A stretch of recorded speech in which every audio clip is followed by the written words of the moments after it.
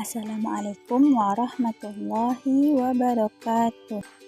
Perkenalkan, nama saya Fitri Jannah, NIM 2186206072, kelas 2A, semester 2, Prodi S1 PGSD, Fakultas Keguruan dan Ilmu Pendidikan. Dosen pengampu, Bapak Rizky Ananda MPD, Universitas Pahlawan Tuanku Tambusai. Baiklah, saya akan menjelaskan tentang materi karakteristik ruang dan pemanfaatan sumber daya alam untuk kesejahteraan masyarakat dari tingkat kota, kabupaten, sampai tingkat provinsi. Karakteristik ruang. Ruang adalah suatu wilayah yang mencakup udara, air, dan juga tanah. Setiap ruang yang ada di permukaan bumi ini akan memiliki karakteristiknya masing-masing, yang membuat setiap ruang akan memiliki kekayaan sumber daya alamnya masing-masing. Oleh karena itu, masyarakat yang ada di setiap ruang akan memiliki kekayaan sumber daya alam masing-masing yang akan digunakan untuk memenuhi kebutuhan hidup mereka. Pada dasarnya, karakteristik pemanfaatan alam dibagi menjadi dua bagian, yaitu 1. Penampakan alam wilayah daratan, 2. Penampakan alam wilayah perairan. Penampakan alam yang termasuk wilayah daratan adalah sebagai berikut: 1. Dataran rendah, 2. Dataran tinggi, 3. Pantai, 4. Gunung. Dataran rendah. Dataran rendah adalah wilayah yang memiliki ketinggian 0-200 meter di atas permukaan laut. Ibu kota provinsi di Indonesia hampir semuanya berada di dataran rendah dan dekat dengan laut, seperti kota Jakarta, Surabaya, dan Pontianak. Dataran rendah digunakan untuk bidang pertanian, perdagangan, perikanan darat, peternakan unggas, dan kegiatan industri. Contohnya adalah pusat kegiatan industri yang ada di Jakarta dan perkebunan kelapa sawit yang ada di Pulau Sumatera. Manfaat dataran rendah sebagian besar untuk lahan pertanian, tanaman pangan, dan perkebunan kelapa, padi, dan tebu.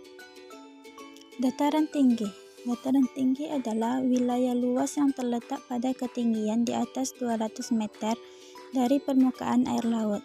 Dataran tinggi disebut juga plateau atau plato. Contoh dataran tinggi di Indonesia adalah Dataran Tinggi Dieng, terletak di Jawa Tengah, Dataran Tinggi Alas, terletak di Aceh, Dataran Tinggi Bone, terletak di Sulawesi Selatan.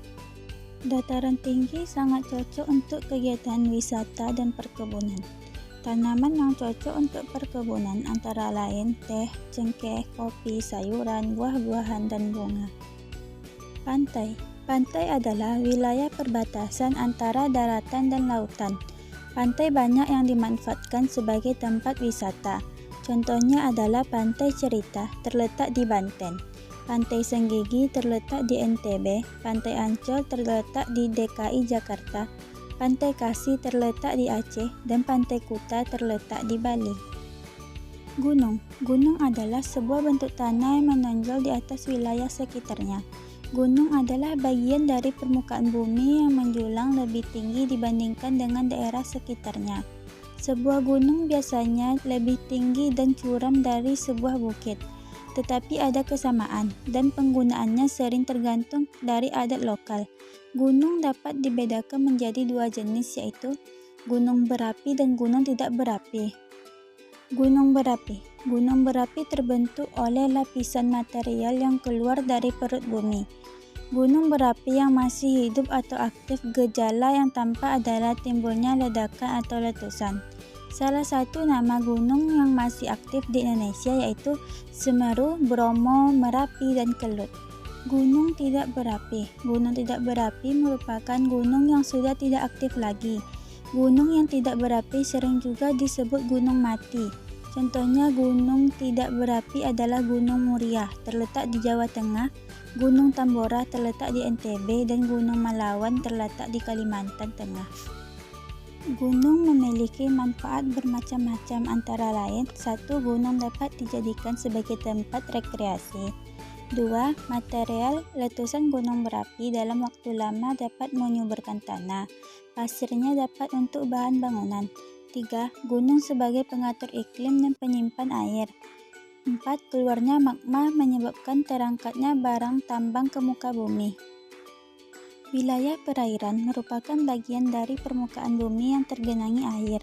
Penampakan alam yang termasuk wilayah perairan adalah sebagai berikut. 1. Sungai. 2. Danau. 3. Lautan.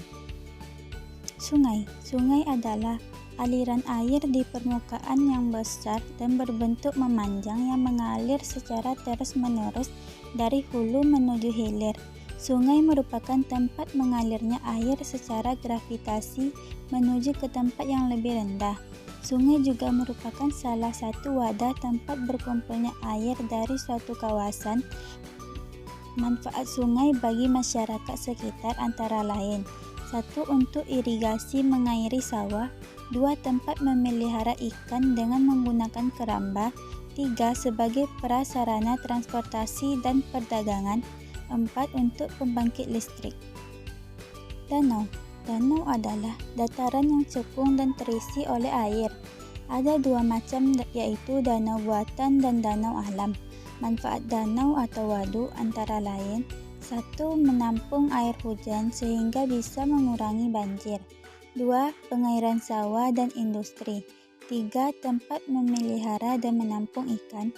4. Untuk olahraga dan rekreasi. Laut. Laut adalah genangan air yang sangat luas dan dalam. Kedalamannya mencapai 1000 meter atau lebih. Sedangkan kedalaman laut tepi antara 0 meter sampai 200 meter. Manfaat laut bagi kehidupan manusia sangat banyak, antara lain: 1. Laut merupakan penyumbang terjadinya hujan dan pengatur iklim. 2. Air laut diolah menjadi garam. 3. Dari dalam laut kita memperoleh berbagai jenis ikan, karang, rumput laut dan yang dapat diolah menjadi makanan dan obat-obatan. 4. Laut juga dimanfaatkan untuk olahraga, jalur transportasi, dan lain sebagainya. Baiklah, sekian penjelasan dari saya, semoga bisa dipahami. Sampai jumpa. Assalamualaikum warahmatullahi wabarakatuh.